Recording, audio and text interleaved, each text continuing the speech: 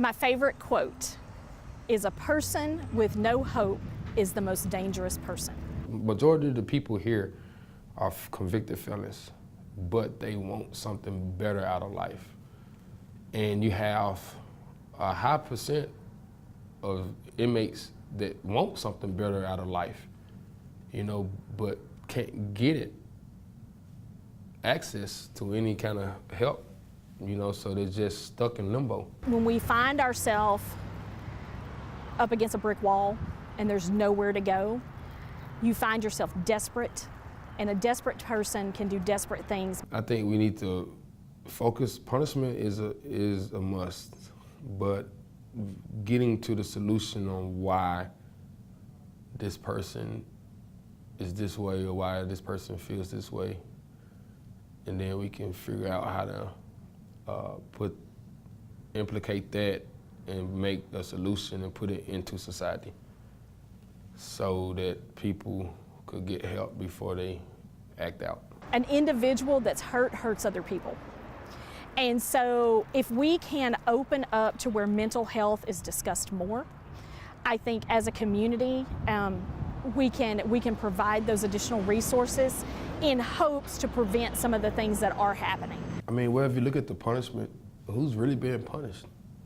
I mean, it's really the society members that's being punished, the ones that have to go to work, and then the government is pulling all this money out your tax. And then the one to commit the crime, he gets to go to prison and play dominoes and spades and play basketball, don't have to work, sleep all day, eat, watch TV. I mean, who's really being punished, So, and then when they get out of prison, you wonder why, you release the person that's sat around a bunch of robbers and murderers all day and socialize 24/7 throughout the day. Don't have any work ethic, any training, any skills. Gets released with just the clothes on his back and $75, and you think he's gonna be a productive individual? One of the things that Persevere learned early on is we can give as much job training as possible, but until that person's mental health is under control, they're not going to continue to hold a job. The other thing that we did is we realized that housing was a major issue. So Persevere now has 3 transition homes here in Memphis. We have two homes for the men and 1 home for women. And what we have seen is when you pull those individuals together, they're in a community environment focused on the same thing, the same goals, and it has helped them grow not only to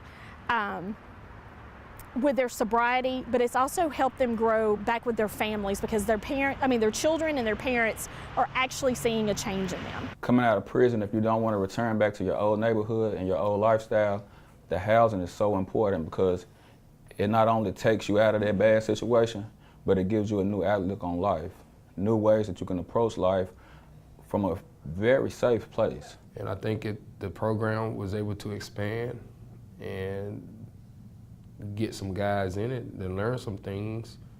I think when they come home, they'll have something to look forward to. Look forward to being released.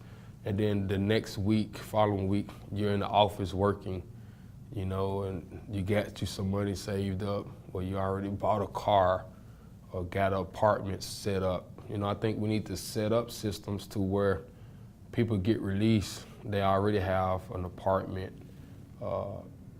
employment, transportation.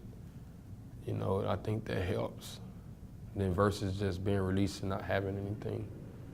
On February 24th, 2021, I was released from prison for voluntary manslaughter, aggravated assault, convicted felon with a firearm. So with that brief history right there, it just lets you know a little bit about where I came from. I had a bit of a violent background. Transforming to the person that I am today, it's all testimony. I could give that back to everybody and tell them, look, just because you was that one once upon a time, that's not set in stone. There's always room to improve. There's always room to grow. And you can change how people perceive you. I served 3 years in the Tennessee Department of Corrections, and when I went up for parole and they told me I had to have employment before I was released, it was really hard for me to try to figure out how was that supposed to happen. I had 17 years of experience in the staffing world, owned my own recruiting firm, but couldn't even help myself. So I met the founder of Persevere, told him about my vision of wanting to help individuals find employment prior to release. He told me about Persevere and his goal of teaching individuals software development, and we kind of put those two ideas together. So for me, one of the things when I was released was to ensure that I had housing, employment, and transportation, mental health. All of those components are part of what makes someone successful. The world transitioned into a digital revolution. Factories becoming obsolete. The only places of establishment really is going to be a restaurant here long. You're buying whatever you need offline. How do these applications get online? Somebody got to sit down at this computer and code it. That's where this program is so important, that you teach me something that I can get right here, code it up. Now I'm working for Walmart, but I'm working from home. I came to this program, showed me a whole new life, a new way of generating income, one that's not so stressful.